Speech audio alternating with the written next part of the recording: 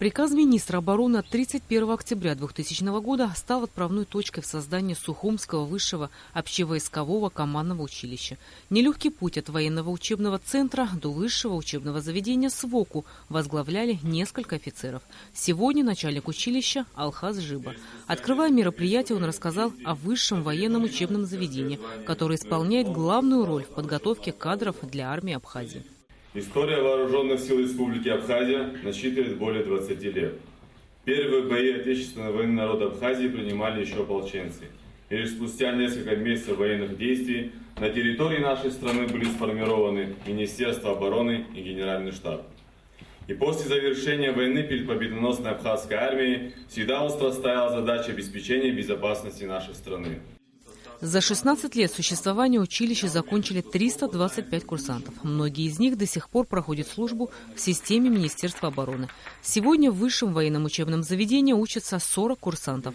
Одно из элитных воинских подразделений Абхазии – рота почетного караула СВОКу, участвующая во всех главных торжественных мероприятиях страны. В рядах комендантской роты Минобороны тоже немало выпускников СВОКу, которые хорошо знают ритм армейского шага. История создания училища неразрывно связана с историей вооруженных сил страны. С первых дней открытия училище славилось своими педагогами и качественным образованием.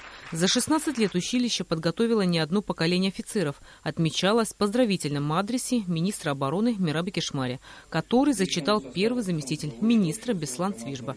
Затем состоялась церемония награждения. Отличившиеся офицеры училища за добросовестное выполнение своих служебных обязанностей были награждены ведомственными медалями. Кроме того, за высокий вклад в обучение курсантов преподавателям училища вручили дипломы.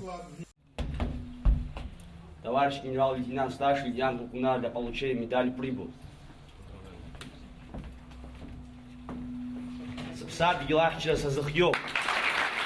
Вооруженные силы – одна из важнейших составляющих государственности нашей страны. Их материально-технический потенциал, а главное высокий профессионализм и моральные качества военнослужащих – гарантия мирной жизни и уверенности в завтрашнем дне каждого нашего гражданина. И в этом смысле СВОКу принадлежит основополагающая роль. Рената Шака, Алексей Гухава, Абхазское телевидение.